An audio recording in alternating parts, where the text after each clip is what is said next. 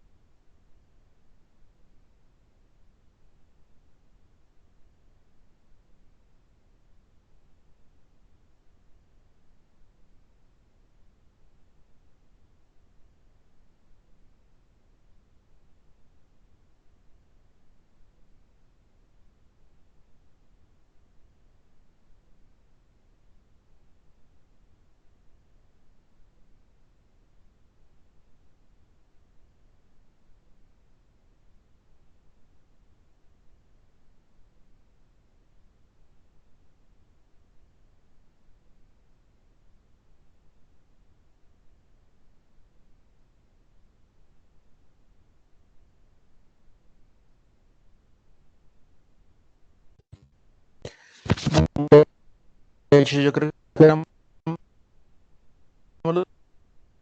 me parece muy grave que en este momento no tengamos sino 9. Entonces, pues vamos a empezar entonces con la clase. Bueno, ya tengo 10. No, 9, porque ahí me está contando a mí también el sistema. Entonces no tengo sino 9 estudiantes en este momento, pero igual tengo que avanzar en la temática. ¿Listo? Entonces, pues bueno, vamos entonces a trabajar y vamos a empezar a realizar esta actividad del día de hoy. Es muy importante este tema que vamos a ver porque pues es el que les va a permitir a ustedes analizar e identificar ciertas características de las sustancias a través de toda esa temática que son las unidades de concentración y que es lo que van a trabajar ustedes, pues vuelvo y reitero, durante el transcurso de este periodo, y que de esta manera les va a permitir a ustedes entender cómo es el funcionamiento de algunas sustancias o la solubilidad para determinar cuándo es que puedo clasificar una muestra como homogénea o heterogénea y cuándo les puedo realizar el cálculo de las concentraciones, porque pues eso es algo que es muy importante de entender, ¿vale? Entonces, bien, vamos entonces a revisarlo, vamos a revisar entonces la presentación para el día de hoy, entonces clasificación de las sustancias y de las mezclas, ¿listo? Asimismo, pues vamos a ver también la parte de la solubilidad, que vuelvo y la repito, pues es muy importante para que ustedes puedan entender todos estos procesos. Están viendo mi pantalla en este momento, ¿cierto? Niños. Sí, señor. Sí, señor. Bueno,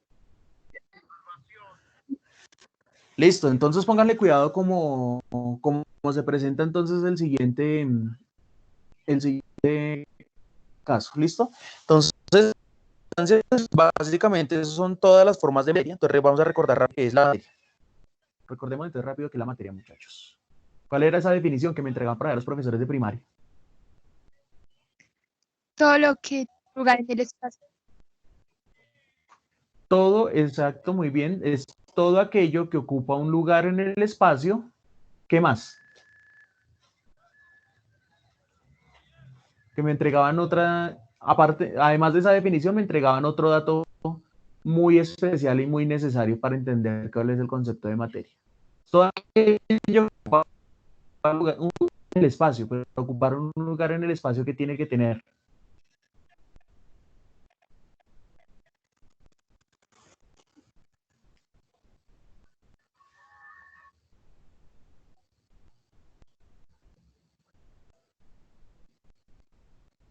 Niños, niñas. Profe, no le escuché, disculpe. ¿Qué tiene que tener? Tranquilo. De todas formas, por comprar. Para que la materia ocupe un lugar en el espacio que tiene.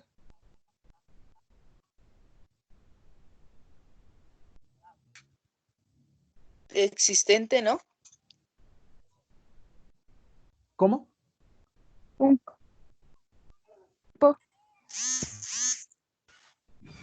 No. No te entiendo, casi se escucha entrecortado.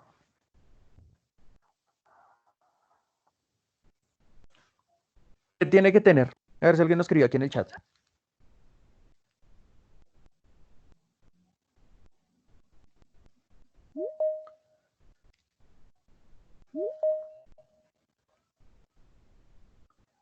Para que la materia ocupe un lugar en el espacio, ¿qué tiene que tener? Un cuerpo.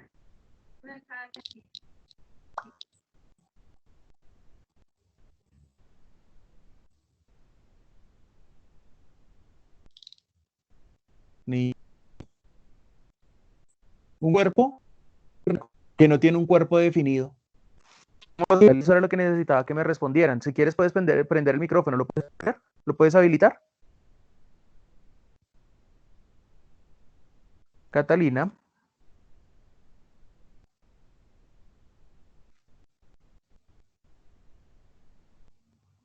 Bueno, parece que no.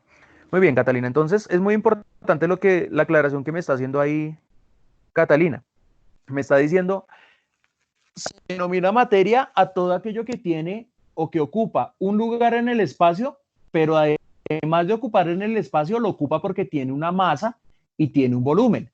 Entonces, fíjese que ese término introductorio que vieron ustedes, que fue el término de densidad, es un término en donde estoy relacionando pues la masa y el volumen. Por lo tanto, todo cuerpo tiene que tener una masa. Por tener una masa y un volumen tendrá también una densidad.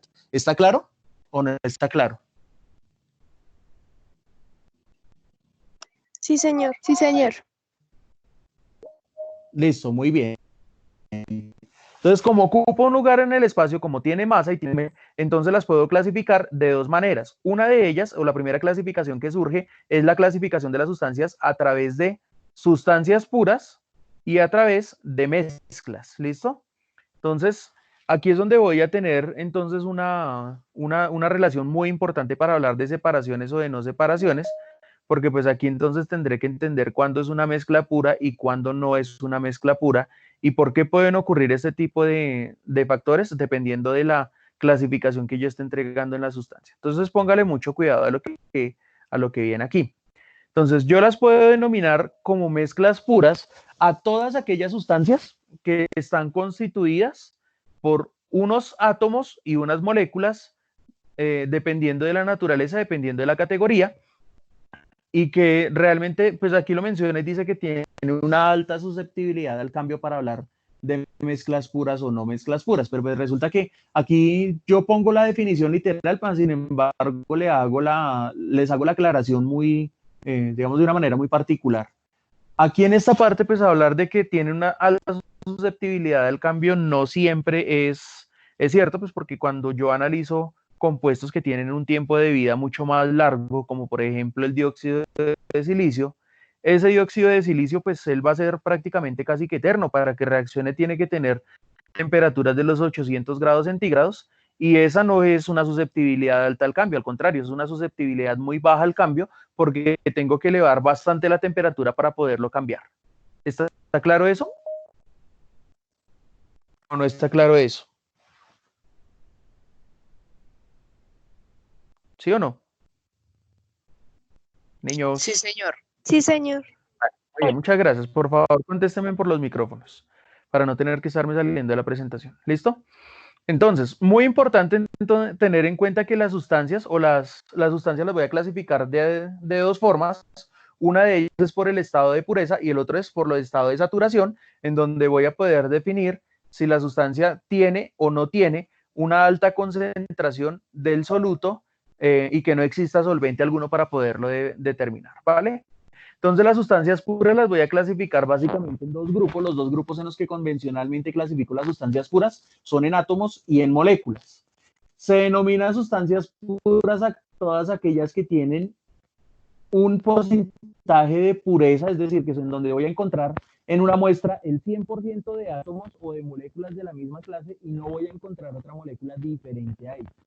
Es decir, que si voy a hablar, por ejemplo, del agua destilada y el agua desionizada, que es la forma de agua más pura que puedo encontrar, pues ahí yo estaré hablando que esa muestra de agua es completamente pura, pues porque no tiene sino moléculas de hidrógeno y moléculas de oxígeno enlazadas entre sí, formando la estructura del agua. Pero hasta ahí estaré hablando única y exclusivamente de átomos y de una sustancia pura. Si yo hablo también de una sustancia pura, como los cristales de dióxido de silicio en los microchips, es de las sustancias también más puras que yo puedo encontrar en la naturaleza. ¿Por qué son las sustancias más puras? Resulta que los cristales de dióxido de silicio, que son cristales de arena pero fundidos a temperatura, vuelvo y reitero como la que les dije a ustedes hace un momento, superiores a los 800 grados centígrados, ese tipo de cristales, ellos van a cumplir con una característica muy importante. ¿Cuál es esa característica? Que cuando ellos los cuando están fabricando un cristal de dióxido de silicio en un laboratorio, esos cristales tienen que tener una pureza, unas condiciones de asepsia pero tan elevadas, que oígame muy bien la cifra, escasamente 2 miligramos. Estamos hablando de 2 milésimas partes de un gramo, impregnados en la ropa de una partícula de cigarrillo, es decir, de nicotina.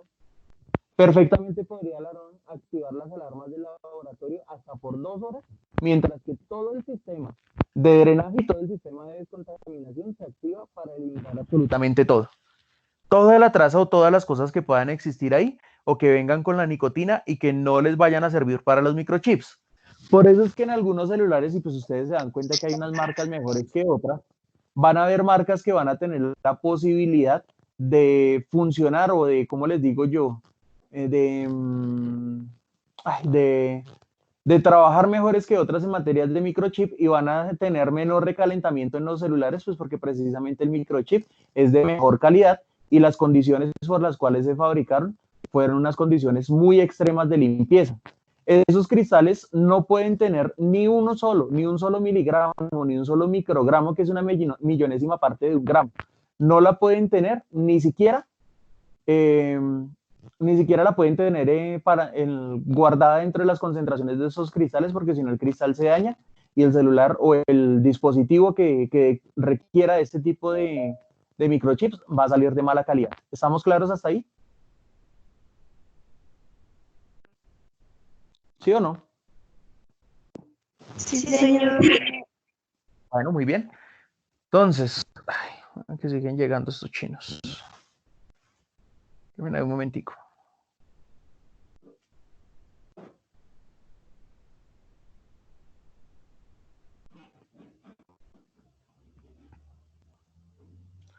Entonces, es muy importante tener en cuenta que esos porcentajes de pureza, o cuando yo hablo de las sustancias puras, pues las sustancias puras son prácticamente sustancias que tienen 100% de pureza, que en la naturaleza ni siquiera me los voy a encontrar así. Es decir, tengo que tener un medio muy aislado o utilizar un método de separación físico o químico extremo para poder realizar ese tipo de separaciones y para poder realizar ese tipo de limpiezas. ¿Listo? Por eso es que aquí lo dice, en ellas no es posible ningún proceso de separación físico o químico de agentes o partículas diferentes a la desde su propia composición. Que no voy a encontrar nada que no sea, si es por ejemplo cristales de dióxido de silicio, no voy a encontrar ninguna partícula que sea diferente a cristales de dióxido de silicio. Y si es agua destilada o desionizada, pues no voy a encontrar otra cosa completamente diferente a solamente moléculas de agua. ¿Listo? La única clasificación posible que ocurre para ellas, pues como consecuencia de lo que les acabo de decir, es que son solamente átomos y moléculas. De otro lado me voy a encontrar con las sustancias impuras. Las sustancias impuras son todas esas sustancias, que esas sí son la mayoría de las que me puedo encontrar en la naturaleza, y que pueden presentar unos porcentajes de concentración, es decir, que van a presentar en medio de ese porcentaje una cantidad que corresponde a la materia y otra pequeña proporción que corresponde a otro compuesto completamente diferente al original. ¿Esto qué quiere decir? Que aquí voy a encontrar incluso porcentajes del 99%. ¿Qué quiere decir 99%? Que si a mí me dicen que es una solución de, no sé, de sacarosa, que es azúcar de cocina, y me dicen que está al 99%, entonces quiere decir que del 100% de esa sustancia, 99% va a ser sacarosa y el 1% puede ser agua, puede ser alcohol o puede ser otra sustancia que está ahí presente, incluyendo agentes o partículas contaminantes. ¿Estamos claros?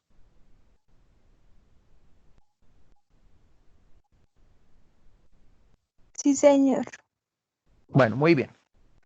Entonces, esta composición pues implica que siempre voy a tener un cálculo de una concentración de acuerdo a, en algunos casos pues las medimos en porcentajes, en otros casos las medimos a través de unidades de concentración químicas, las de porcentaje son unidades de concentración físicas, pero también las puedo encontrar en unidades de concentración químicas como la molaridad, la normalidad, la molalidad y una que ya no se utiliza que se llama formalidad. Entonces, esa es una de las características de las unidades de concentración. Sin embargo, encontramos otras más elaboradas que se denominan como las partes por millón, y las partes por millón son bastante importantes, por lo menos para los laboratorios que se encargan de realizar procesos de análisis a nivel molecular, porque como las cantidades o las proporciones de moléculas son tan pequeñitas en una sustancia, entonces aquí, a través de este tipo de sustancias, perdón, a través de estas unidades de concentración, pues yo voy a poder calcular una pequeña parte por millón que se encuentre metida dentro de ese tipo de sustancias. Es decir, es mucho el espacio que pueda abordar para determinar una sola partícula entre 1 millón de partículas, valga la redundancia. ¿Eso qué va a implicar? Esto lo que va a implicar es que cuando yo tenga este tipo de muestras o cuando yo tenga este tipo de soluciones, pues voy a poder hacer análisis como por ejemplo algo que se denominan las pruebas de absorción atómica, que las pruebas de absorción atómica son pruebas donde eventualmente una persona ha disparado algún arma, le quedan trazas o le quedan rastros de pólvora. Esas rastros de pólvora pues lo que hacen es frotar un pequeño algodón sobre la mano, pues para ver en dónde pueda tener, o pues para analizar a ver a través de ese algodón que lo impregnan de un solvente y poder arrastrar unas pequeñas de esas partículas y luego analizar esas pequeñas partículas, porque lo que queda real, vuelvo y le repito, es realmente mínimo, y a través de esas partículas pues analizar a ver si la persona disparó, tiene trazas de pólvora, pues para identificar si disparó o no disparó el arma con la cual lo encontraron en su poder. Esto pues obviamente para las personas que quieran estudiar medicina forense, no criminalística, criminalística no hace esto, los hacen los médicos forenses y ellos son a través de las especializaciones en balística los que se encargan de realizar técnicamente todo este tipo de procesos y todo este tipo de análisis. ¿Vale? Entonces por eso es que es muy importante para ellos. Listo, recordemos entonces qué son las mezclas. Las mezclas entonces es la combinación de dos o más sustancias a través de las cuales aportan diferentes interacciones entre átomos o moléculas de diferentes características dentro de un mismo sistema.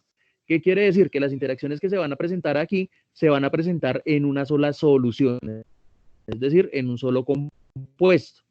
¿Listo? Las clasificamos de dos maneras, mezclas homogéneas y mezclas heterogéneas. ¿Qué son las mezclas homogéneas? Recuérdenme, por favor.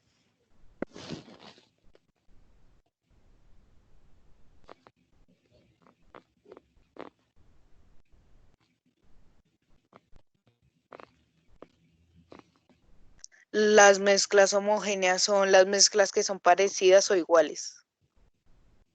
¿Cómo así parecidas o iguales? Porque yo puedo tener, por ejemplo, una Coca-Cola y una Pepsi y ambas son parecidas físicamente, pero la composición no es la misma, no es igual. Pues por eso las homogéneas son las que tienen la composición parecida o igual. En cambio las heterogéneas no. No. Una definición más que esa. A ver, ¿qué era lo que les decían ustedes los profesores el año pasado?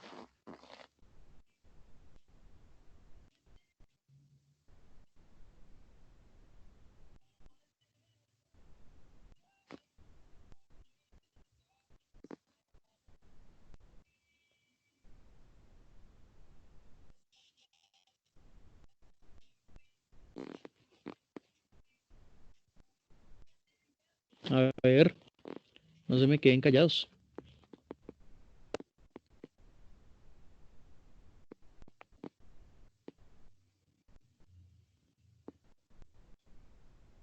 Niños. A ver, defíname qué son esos de homogéneos heterogéneos.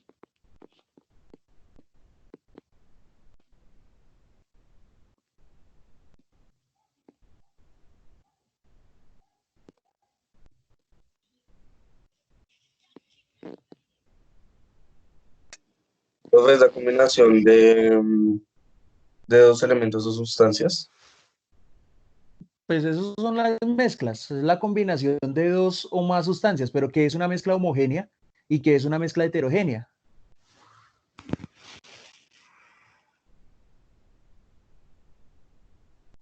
Son dos cosas completamente diferentes. Sí, pues, profe, la heterogénea es una combinación de dos más elementos o sustancias. ¿Dónde? Ambas, tanto las homogéneas como las heterogéneas, son las combinaciones de dos o más elementos. Eso es lo mismo que le acabo de responder a tu compañero, pero entonces, ¿en qué se diferencia una homogénea de una heterogénea? ¿En cómo se relacionan? En que, profe, en que Dime. una se puede mezclar y otra no. O sea, ¿qué quiere decir? Visualmente, ¿cómo las voy a ver?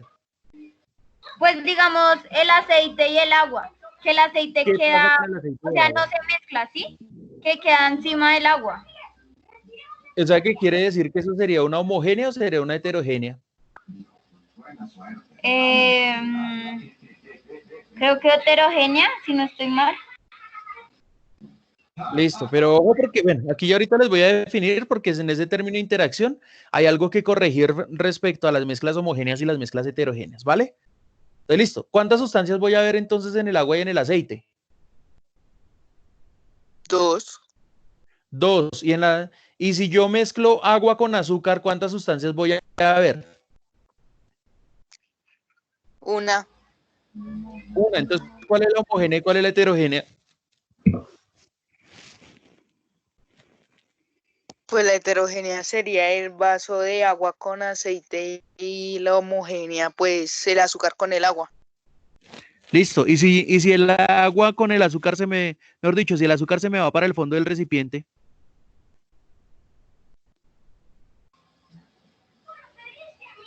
Se y mezcla puedo con ver el el agua. agua del azúcar.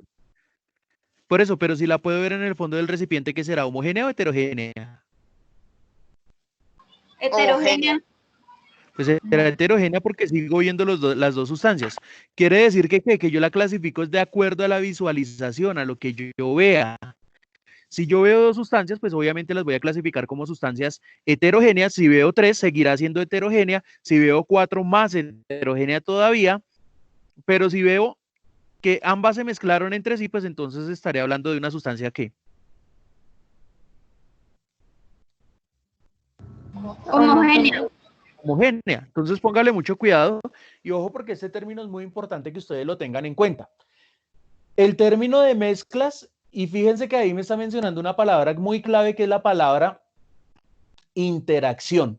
¿Sí? Yo puedo hablar de mezclas si hablo de una interacción. Por eso es que el agua y el aceite, pues ya más o menos nos vamos a dar cuenta si es una mezcla o no es una mezcla. ¿Listo? Entonces póngale mucho cuidado aquí. Aquí me está diciendo, son sustancias en donde las interacciones moleculares entre solutos y solventes permiten la solubilización, ya que conservan polaridades afines. O sea, quiere decir que al conservar unas polaridades afines, van a tener o una polaridad igual o van a ser ambas apolares. Y ya les voy a explicar entonces a qué hago referencia con esto. Y también tiene que cumplir con otra condición. Dice que la capacidad del soluto no debe exceder la capacidad del solvente. Ojo con lo que viene aquí, con lo que dice en la parte de abajo. Son fáciles de identificar porque se observa una sola fase de la sustancia y no se distinguen los solutos de los solventes. En este caso, en estos frasquitos que tengo aquí, se los voy a poner con el puntero pues para que los podamos, para que podamos analizar bien la sustancia. Entonces aquí va a tener una mezcla de dos sustancias que son altamente polares. Una es el agua, la otra se denomina como el permanganato de potasio. Entonces aquí están las dos. Bien, en este primer frasco que está aquí, ¿la mezcla es homogénea o es heterogénea? Homogénea. No, señor. Heterogéneo. ¿Por qué es heterogénea? Porque se pueden distinguir. Porque se ve. Componentes. Porque puedo distinguir los dos componentes. Mire, uno de los componentes es agua, que es el solvente, y el otro componente es el permanganato de potasio. Segundo frasco, ¿homogéneo o heterogéneo? Heterogéneo. Heterogéneo porque miren, ahí puedo ver las dos soluciones todavía están separadas. Tengo el agua y tengo el permanganato, todavía las puedo ver. Y en el tercer frasco, Homogénea. Homogéneo. homogéneo porque ahí yo no veo sino una sola fase de la sustancia. Ojo porque el término es fase. Aquí yo no estoy viendo sino una sola fase de la sustancia. Quiere decir que para poder tener una mezcla homogénea, pues en algunos casos, en la mayoría de los casos, tendrá primero que pasar por una mezcla heterogénea hasta llegar a una mezcla homogénea. ¿Bien? ¿Estamos claros en eso? ¿Sí o no? Sí, señor. Sí, señor. Sí, señor. Listo, muy bien. Mezclas heterogéneas, entonces fijémonos aquí. Entonces, dice que las mezclas heterogéneas son aquellas en donde las interacciones moleculares entre los solutos y los solventes, perdón, donde no existen las interacciones moleculares entre los solutos y los solventes, por eso no se pueden solubilizar la una entre la otra. Entonces, ya que tienen diferentes capacidades polares y la capacidad del soluto excedió la capacidad del solvente. Entonces yo ahorita les pongo un ejemplo cuando sería una solución en donde se exceda la capacidad del soluto y el solvente, pero vamos a analizar esta que está aquí. Esta sustancia que está aquí, ¿de qué está constituida?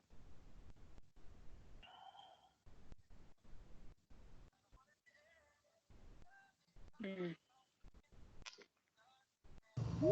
aceite, Aceite, ¿dónde estaría el aceite?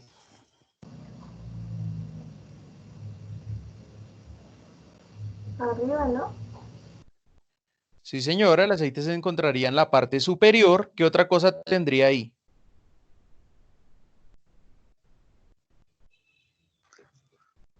Quito la imagen, profesor. Espérame que es que estoy admitiendo a los que me están llegando tarde.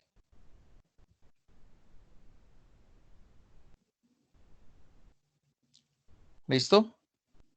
Entonces vamos a ver aquí. Listo, ¿qué tengo ahí entonces? Azúcar, No. Miel. ¿Cuál es la de la mitad? Que no me han dicho cuál es la de la mitad. Sal. ¿Qué creen que es la de la mitad? Sal, ¿será que si le agrego sal esa vaina no se irá para abajo?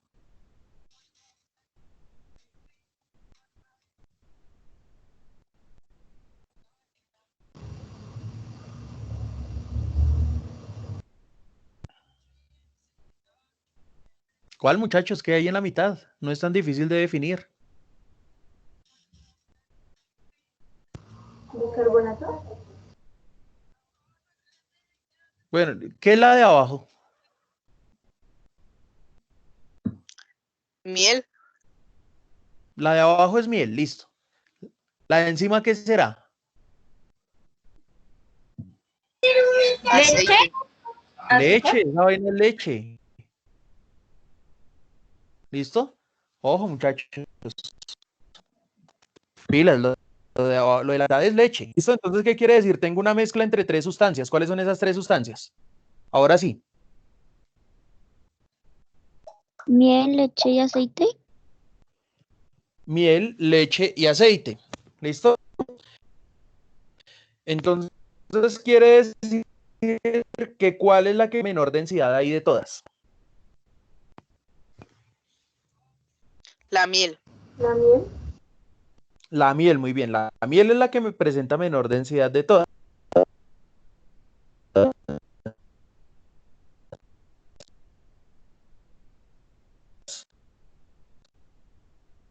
¿Cuál es la que le sigue o cuál es la que presenta un poquito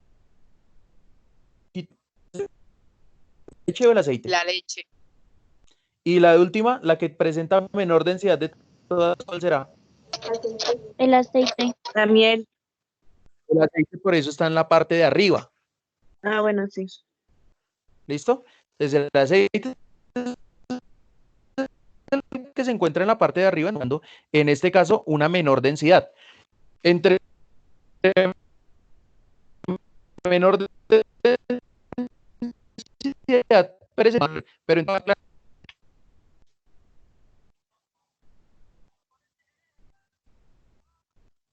Profe, es que se lo escuchaba muy es que no se entrecortado. escucha, ¿Cómo? se escucha muy entrecortado. ¿Por qué no se mezclan las tres? Porque son heterogéneas. No, ya eso de heterogéneo, eso ya sabemos que están ahí separadas, entonces ya sabemos que es heterogéneo porque se están viendo las tres sustancias, pero ¿por qué no se mezclan? Porque tienen diferente Porque densidad. no. No, ahí no estoy hablando de la densidad. Entonces vuelvo y les pongo el mismo ejemplo. Miren, la sal tiene una densidad de 1,3. El agua tiene una densidad de 1. ¿Cuál presenta mayor densidad? Pues evidentemente la sal. Si la sal presenta mayor densidad y el aceite presenta menor densidad, ¿por qué yo sí puedo tomar una cucharada de sal, meterla entre un vaso de agua, agitarlo y se va a presentar una dilución? Es decir, se va a presentar una solución, una mezcla entre las dos. ¿Por qué sí? Con el aceite sí, perdón, con la sal sí, pero con el aceite no. ¿Por qué? Por las sustancias que contienen. ¿Por la qué?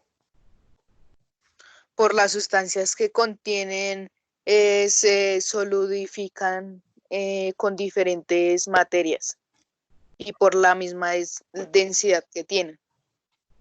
No, ahí ya no tengo que ver la densidad. Es que, muchachos, un concepto que ustedes les entregaron, se los entregaron erróneo desde primaria, y esto pues obviamente porque la mayoría de profes de primaria no, en algunos casos dan ciencias naturales, pero no son profesores de ciencias naturales en particular, pues tampoco, también porque no son profesores de química o de física, es realmente esta confusión que les generan a ustedes. O sea, hay algo muy importante y hay algo que ustedes tienen que tener en cuenta de aquí en adelante, y es que la razón por la cual dos sustancias no se mezclan no es por la densidad, porque yo puedo tener sustancias de diferentes densidades y esas se pueden mezclar. Por eso les estoy diciendo, miren, el agua tiene una densidad de 1, la sal tiene una densidad de 1,3. Las densidades son diferentes y sin embargo yo puedo tomar las dos, las puedo mezclar y al mezclarlas hay una solubilidad de la una con la otra. Pero cuando yo tomo el agua y el aceite, ambas tienen igual también diferentes densidades y evidentemente es menor que la densidad del agua, por eso se va para la parte de arriba. ¿Sí? Entonces quiere decir que el que tengan diferentes densidades no es garantía de que yo las pueda mezclar o no las pueda mezclar. Ojo, porque eso es una cosa que ustedes tienen que tener muy en cuenta. ¿Sí? La razón no es porque tengan diferentes densidades, la razón es porque ocurren ¿qué? ¿Qué es lo que no está ocurriendo aquí? Mire, esta palabra que estoy utilizando acá, ¿qué es lo que no hay? Solventes. No.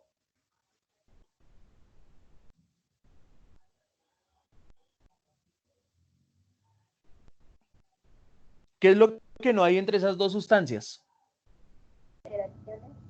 Interacciones. Interacciones. ¿De qué tipo de interacciones? Moleculares. ¿Y por qué esas interacciones moleculares no ocurren?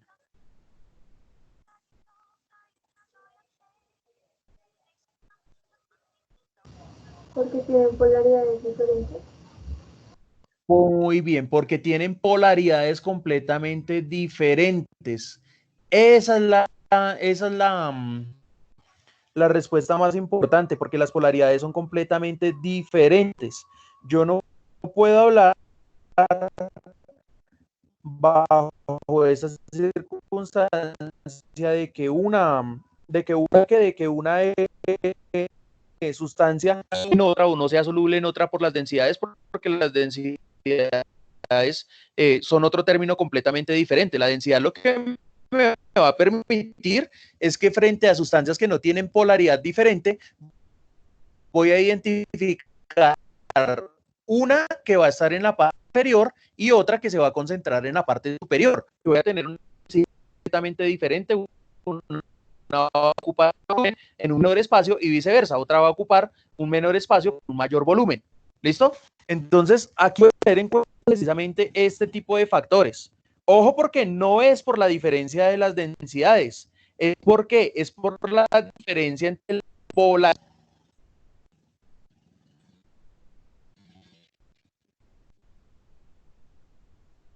Pero un momentico, que es que tengo el vecino fastidioso con un triciclo con motor. Y la cifra por la cual no se mezclan es tener una polaridad completamente. Es una sustancia polar y por eso pues más adelante cuando les entrego otras de las definiciones me va a decir, ojo, porque el agua es una sustancia polar y el aceite es una sustancia apolar. ¿Qué quiere decir? Que para que yo pueda diluir algo, ambos tienen que tener la misma naturaleza. Si son sales en agua, pues voy a tener que tener en cuenta que la sal tiene que ser una sal polar con la sustancia del agua, que sería el agua también es una sustancia polar. Si yo quiero diluir una sustancia apolar, pues tendré que utilizar otra sustancia apolar para poderla diluir, es decir, un solvente. Bien, es el caso, por ejemplo, y se los explicaba a sus compañeros a través de qué, a través de un ejemplo, y era que yo les mencionaba, era precisamente esto. Miren, aquí voy a tener, por ejemplo, esta situación, que los solventes polares van a disolver moléculas polares y los solventes apolares van a disolver moléculas apolares. Si yo tengo, por ejemplo, las manos untadas de grasa, de una grasa como por ejemplo la que utilizan o la que tienen que estar expuestos constantemente los mecánicos, ¿ellos con qué se lavan las manos? ¿Será que se las lavan con agua y con jabón? Con aceite. ¿Con cuál aceite?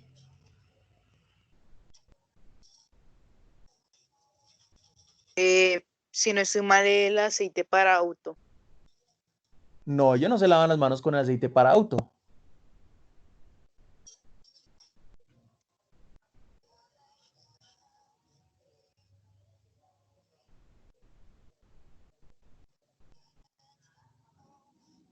¿Con qué se lavan las manos ellos?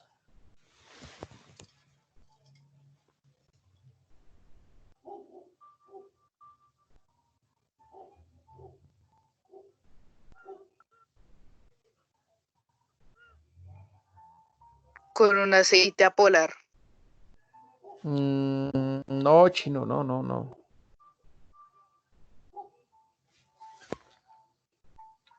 ¿Con qué se lavarán las manos ellos?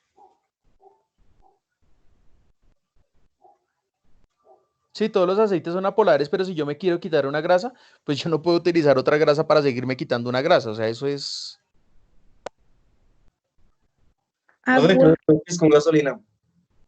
Ah, muy bien, mire, ahí lo está diciendo el compañero. Sí, señor. Mire, si yo me quiero quitar un aceite tan fuerte como el de las grasas de los carros, pues a punta de agua y jabón me puedo demorar toda una eternidad en tratar de quitarme esa vaina y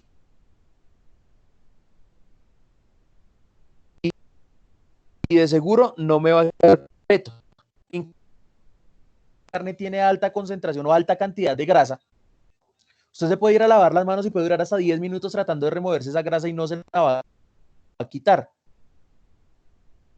Es más fácil que usted coja esa grasa en las manos de un poquito de barzol o de un poquito de thinner, que son solventes apolares y que van a solubilizar moléculas grasas polares.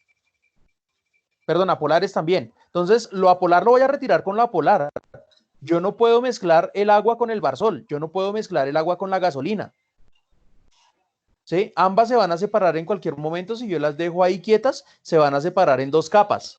Eso es lo que va a pasar con ellos. ¿Por qué? Pues porque una tiene una polaridad y la otra tiene otra. Una es apolar, la otra es polar. Bien, pero si yo me quiero quitar la grasa de las manos,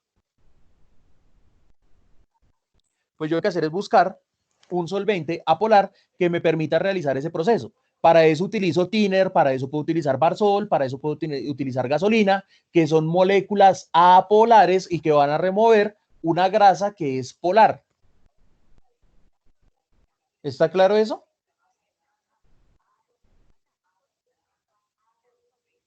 Sí, señor. ¿Sí está claro o no está claro? Bueno, listo. Entonces, esa es la razón.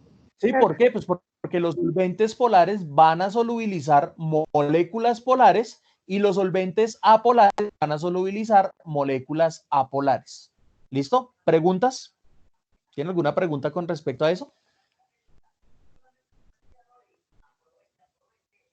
¿Sí o no? No. ¿No? Bueno, listo. Entonces póngale cuidado. Aquí entonces, y lo que sigue de aquí en adelante, pues va a ser lo siguiente, explicar un poco de qué son las soluciones. Las soluciones son las mezclas. ¿Será que el agua y el aceite serán una mezcla? ¿Serán una mezcla química? ¿Qué dicen ustedes? No.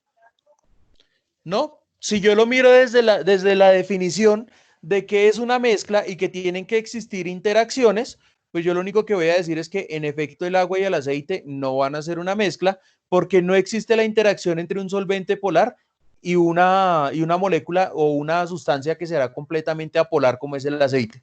Entonces quiere decir que ahí yo no estaría hablando de solventes. Más sin embargo, en la mayoría de los libros me dicen, no, es que eso es una mezcla heterogénea porque no se mezcla, porque puedo ver las dos fases de la sustancia. Entonces, ojo con esa definición porque es algo muy importante que ustedes tienen que tener en cuenta. Como tal, el agua y el aceite no son ninguna mezcla, por eso dicen que el agua y el aceite no se mezclan. ¿Bien? ¿Sí tenemos claro eso? Sí, señor. Bueno, listo. Entonces, Sí, aquí voy a señor. poner entonces en este término con las soluciones. Dice que las soluciones químicas son la mezcla molecular que existe entre un soluto y un solvente, el cual no altera la composición química del solvente ni del soluto. Ahí no altera la composición química de ninguno de los dos, por eso es muy importante tener en cuenta lo que les voy a decir. ¿Listo? Póngale cuidado a esta definición y póngale cuidado a este proceso. El agua funciona como solvente universal y ya lo habíamos visto en la diapositiva pues que sigue a continuación, pero pues entonces lo voy a retomar aquí. El agua es el solvente universal. El agua no altera la composición química de las sustancias, más sin embargo sí le da mayor capacidad para que ocupen un mayor volumen. Por lo tanto, altera las propiedades físicas como la densidad, pero también el estado de agregación, es decir, si estaba en estado sólido, pasará a estado líquido, y altera también la concentración del soluto. Es decir, los solutos tienen una sola concentración, que es técnicamente la concentración de 1, que es la que le da ese tipo de propiedades. Pero póngale cuidado cómo va a ocurrir aquí. ¿Listo? Yo me voy a encontrar con 3 tipos de sustancias, es decir, con 3 tipos de soluciones. Uno de ellos van a ser las soluciones saturadas, las soluciones insaturadas y las soluciones sobresaturadas. Siempre usted guíese por esta gráfica para determinar cuándo una solución es saturada, es insaturada o sobresaturada. Bien, estas mezclas clasifiquémoslas. ¿Esta será homogénea o heterogénea?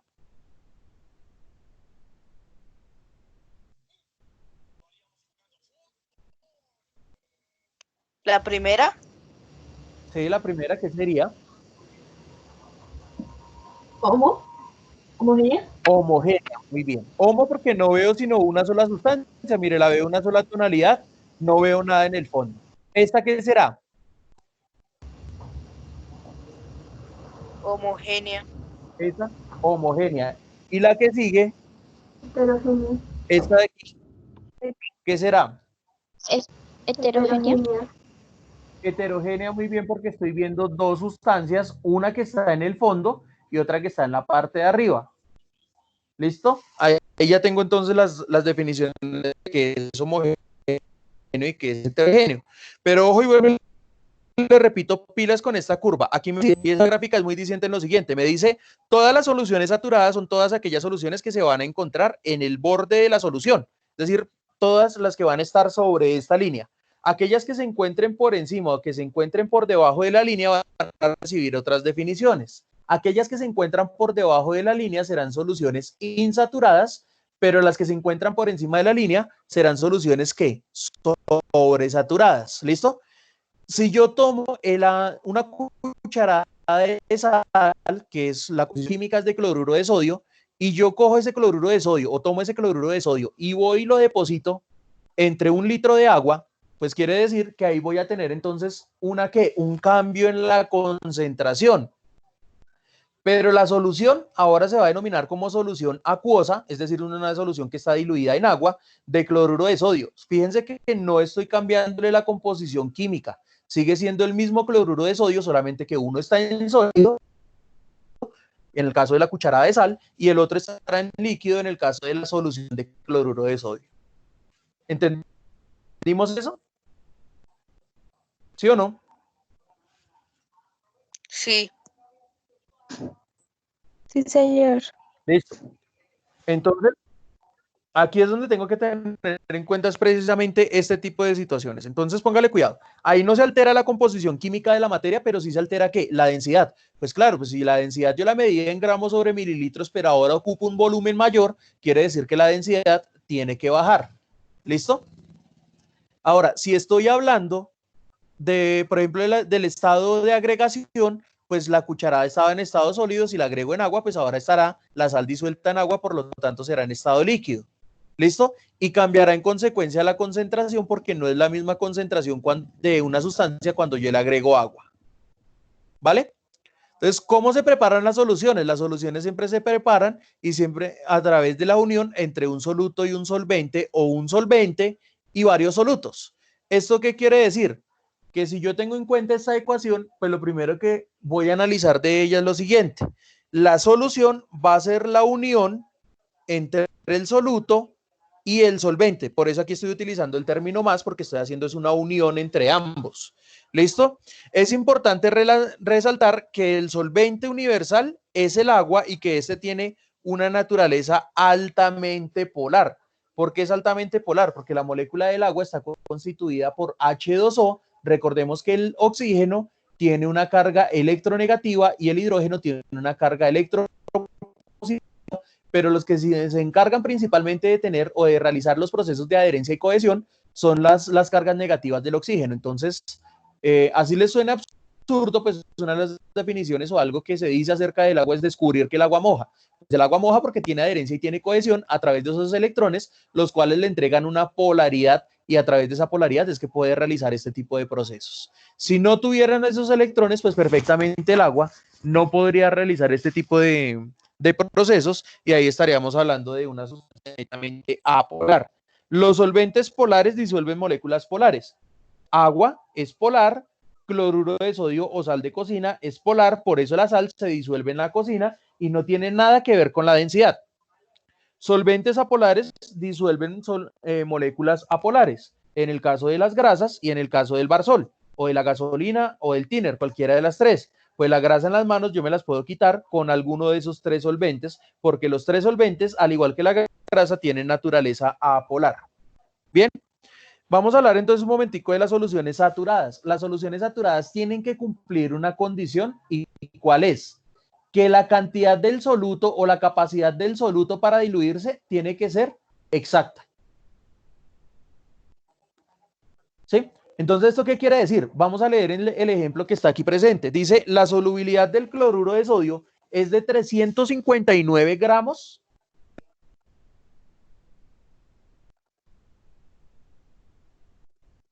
sobre esto. Ojo, porque aquí estoy hablando de solubilidad y esto no es una densidad. ¿Listo? Entonces, ¿qué quiere decir esto? Que si yo tomo, en este caso, 359 gramos de sal, los tengo que diluir o esos se me van a diluir en proporción exacta para hablar de la saturación en 1 litro de agua, siempre y cuando yo conserve la temperatura de los 25 grados centígrados. Si aumento la temperatura, ¿qué va a pasar?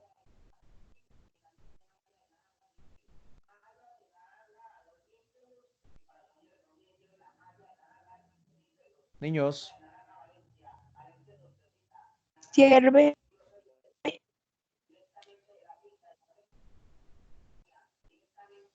Sí, claro, se hierve pues porque yo la puse a calentar, pero ¿qué pasará con la solubilidad?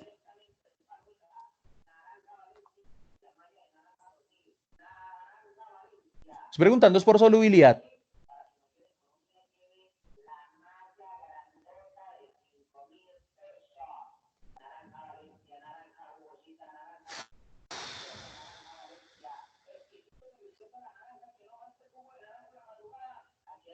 Niños, porfa. Miren la gráfica. ¿Qué me está diciendo la gráfica?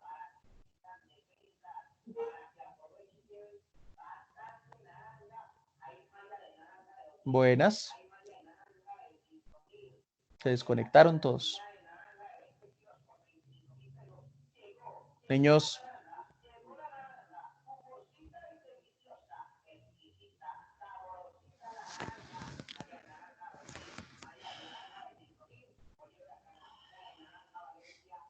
Necesito que me definan porque necesito continuar con la clase y necesito aclararle. Dígame lo primero que se le ocurra.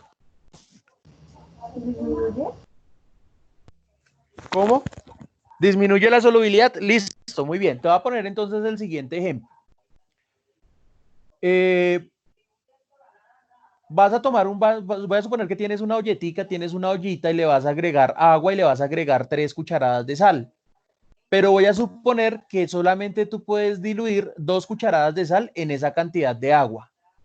¿Qué tienes que hacer tú? O sea, ¿o qué harías tú? ¿Cómo solucionarías ese problema? Si quisieras aumentar la solubilidad de esa muestra.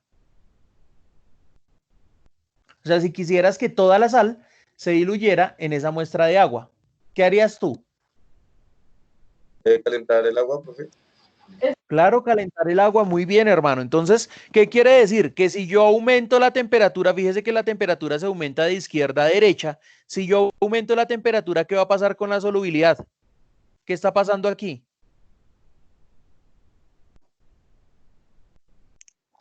Que lo que tiene la sal es demasiado, por decir, para la solubilidad del agua? No, porque estoy calentando. Fíjate que nos quedaríamos sobre la línea. ¿Qué pasaría entonces con la solubilidad? ¿Qué me está diciendo esta gráfica? ¿Qué está pasando con esa solubilidad? ¿Aumenta? Aumenta, muy bien.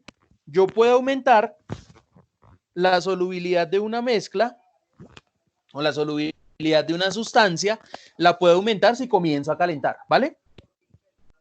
Ojo, porque eso es muy importante para lo que viene, porque yo ahorita les voy a explicar cómo es que van a solucionar ustedes los ejercicios. Entonces, póngale mucho cuidado. La solubilidad del cloruro de sodio es de 359 gramos por litro a 25 grados centígrados. ¿Qué pasa si yo agrego, óigame muy bien la pregunta, qué pasa si yo agrego 360 gramos y el gramo que agregué de más se va para el fondo del vaso? ¿La mezcla es saturada, insaturada o sobresaturada?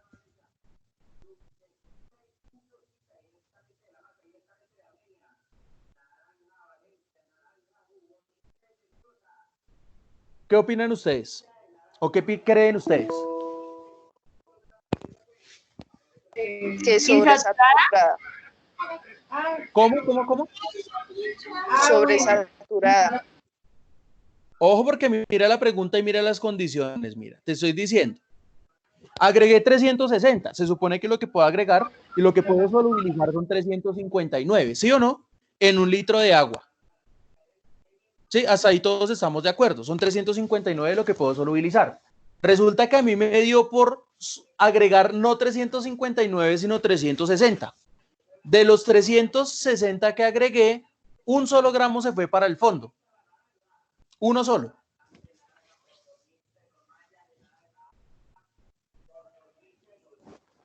Que está saturada. Está saturada. ¿Por qué? Porque no cubre, o sea, el agua no tiene la suficiente solubilidad para aguantar los 360. No, sí la tiene, pero solamente, por eso te digo, o sea, estoy diciendo que sí tiene la capacidad, pero lo que pasó fue que de los 360, pues solamente se solubilizaron 359 y hay un gramo que se fue para la parte inferior o para la parte de abajo. Eso se le conoce como precipitado. ¿Sí me hago entender? Entonces, en ese precipitado que se está presentando ahí, porque ahí hay un precipitado, en ese precipitado lo que está ocurriendo es que pues yo puedo tener una gran cantidad de mezclas, una gran cantidad de soluciones, pero en esa cantidad de soluciones que yo estoy teniendo en cuenta y que estoy preparando ahí, pues lo más importante es precisamente analizar esto. O sea, de los 360 que yo agrego, si se solubilizan los 359, que es la capacidad que tiene el soluto sobre el solvente, pues ahí yo ya voy a hablar de una mezcla, todavía seguiré hablando de una mezcla heterogénea porque se siguen solubilizando los mismos 359, con la diferencia que ahora ya no va a ser una mezcla homogénea, sino que ahora va a ser una mezcla heterogénea porque uno solo de los gramos está abajo. ¿Listo? ¿Sí entendieron o no entendieron? Sí, señor. Listo, muy bien. Entonces, ojo porque esa es la diferencia, ¿no? Yo puedo tener una sustancia que esté saturada y aún siendo saturada puede ser homogénea, pero también puedo tener una sustancia que sea saturada y aún siendo saturada puede también manifestarse como una sustancia heterogénea. ¿Listo? Eso es algo que tienen que tener ustedes muy, pero muy en cuenta, muchachos. Que de acuerdo a esa definición, pues yo voy a tener lo uno o voy a tener lo otro, ¿vale? ¿Listo? Sí, señor. Bueno, muy bien. Entonces, ahora le vamos a poner cuidado a lo siguiente. Entonces, dice las soluciones insaturadas. Soluciones insaturadas son todas aquellas soluciones en las que me voy a encontrar con que la capacidad del soluto o la cantidad de soluto y la temperatura está por debajo de la línea de saturación. Entonces, ¿qué quiere decir en este caso? Dice, una persona agrega 5 gramos a un litro de agua de 325 grados centígrados, teniendo en cuenta que la solubilidad del cloruro de sodio es de 359 gramos por cada litro a 25 grados centígrados. Si la persona agrega en un litro de agua esa cantidad que son 5 gramos, la mezcla ¿cómo quedará? ¿Insaturada, saturada o sobresaturada?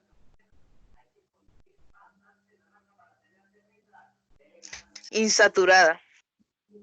Insaturada, sí señor. Entonces aquí va a tener es una mezcla insaturada. Les voy a poner el siguiente ejemplo. Vamos a hacer de cuenta que, que el Transmilenio es el solvente.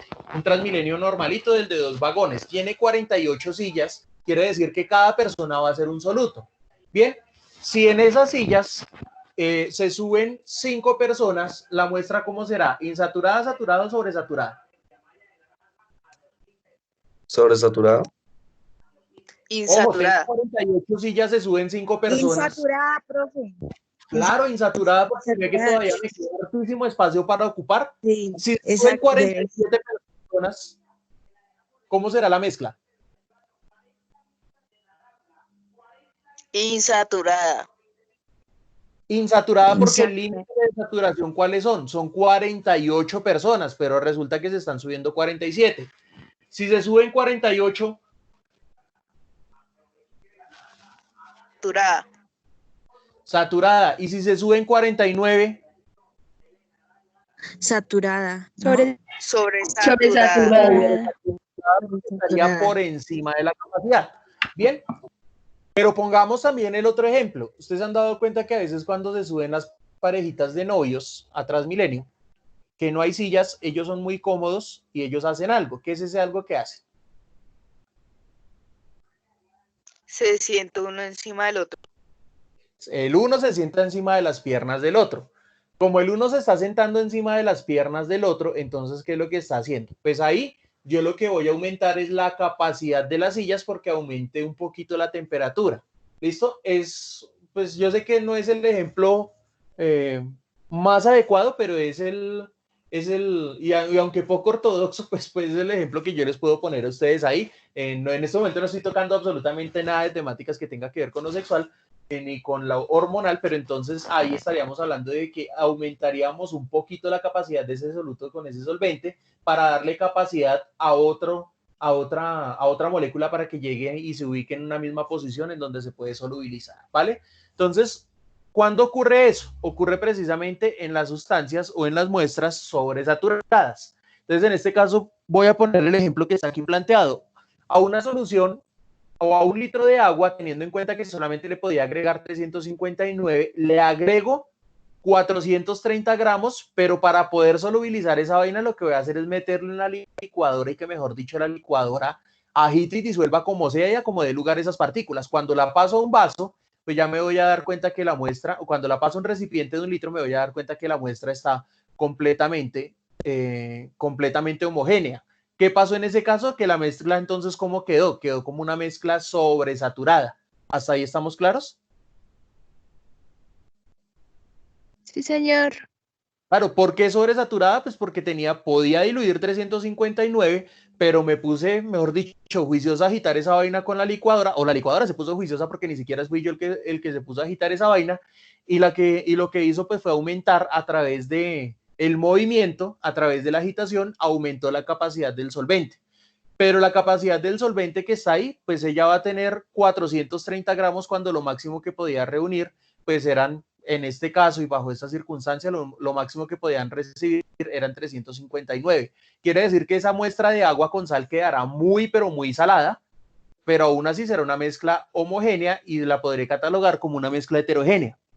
La podré clasificar como una muestra sobresaturada, ¿vale? Ojo con lo que viene aquí porque estas son las gráficas de solubilidad. Alguien que por favor me regale rápidamente la lectura de esta diapositiva. Yo, profe. Regálamela, por favor. Las gráficas de solubilidad son una herramienta que permiten analizar y predecir las posibles características de una solución, dadas las condiciones de una sustancia, a través de las líneas de saturación de algunas sales. Por ejemplo, se podría predecir que en una muestra de cloruro de potasio a 30 grados centígrados y en 100 gramos de agua, si se adicionan 40 gramos a esta, la sal, para estar de ahí. esta, Para estar ahí, ¿listo? Voy a adicionar 40 gramos, entonces les voy a señalar entonces aquí las condiciones que me está dando.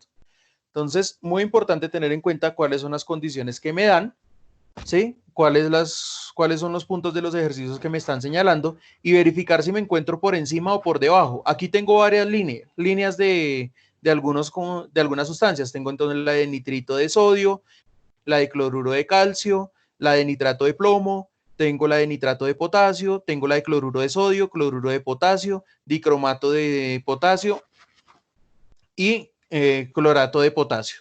Entonces me voy a ubicar sobre esta, que es la que me está mencionando como cloruro de potasio. ¿Listo? Esta muestra de cloruro de potasio tiene este comportamiento y atraviesa esta línea que acabo de señalar con el cursor. ¿Listo? Esta línea, esta misma que tengo acá. Y me están dando unas condiciones, me están diciendo, bueno, listo. Mire que usted la va a agregar sobre 100 gramos de agua, ya me está diciendo aquí la gráfica que las condiciones de esta gráfica son en 100 gramos de agua y que usted está adicionando 40 gramos de la sustancia a una temperatura de 30 grados centígrados. Entonces, ¿qué quiere decir? Me voy a ir en la cantidad en gramos, 10, 20, 30 gramos, 40 gramos, quiere decir que por toda esta línea que está aquí es por donde me tengo que ir. Pero me está diciendo una temperatura y la temperatura abajo, en la parte inferior, cada lineecita representa, o cada segmento va a representar, pues precisamente de a 10 grados centígrados. Entonces me voy 40. Aquí no me encuentro todavía con la línea, aquí no me encuentro sino en 20 grados y aquí me encuentro en 30 grados. ¿Sí ven ahí donde tengo el punto? ¿Listo? ¿Sí lo ven ahí? Niños. Sí, señor.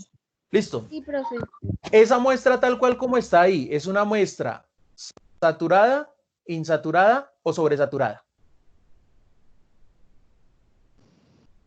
¿Saturada? Sobresaturada, ¿por qué?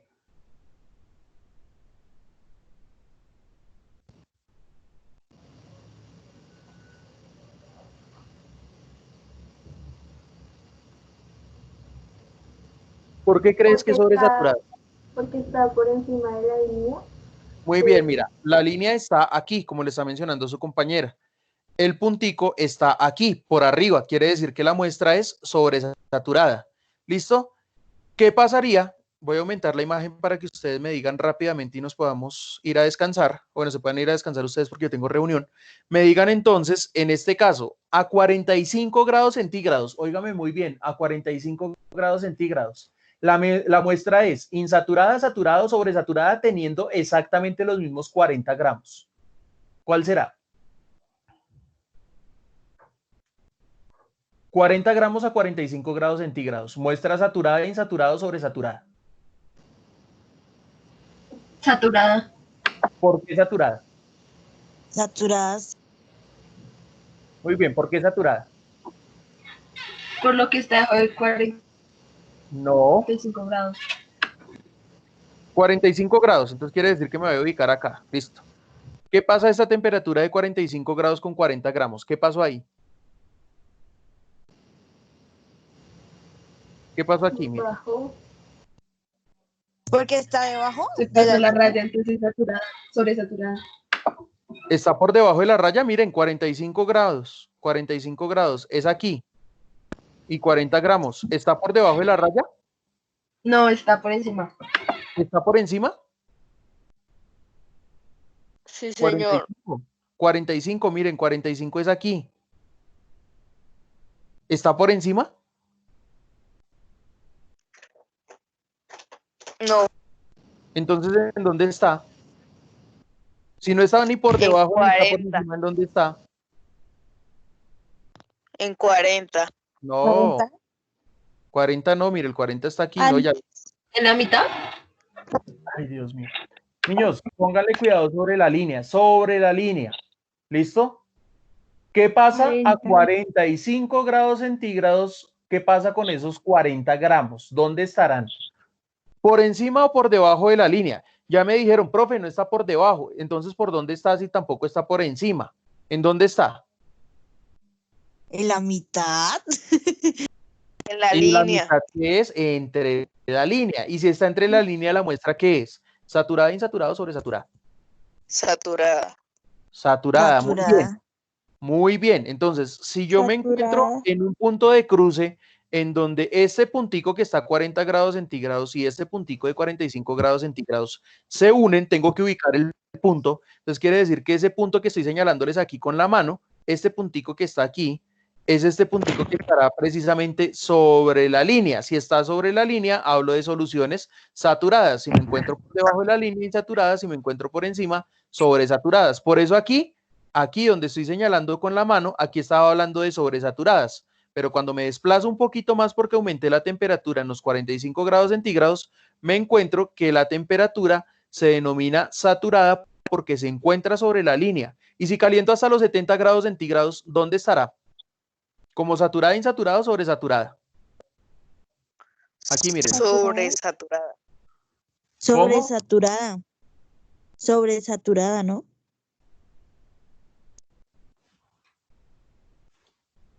¿Seguros?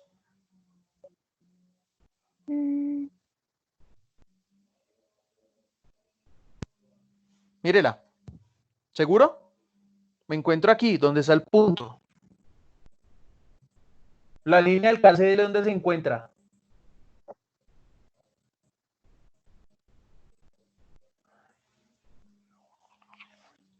Saturada. ¿Cómo?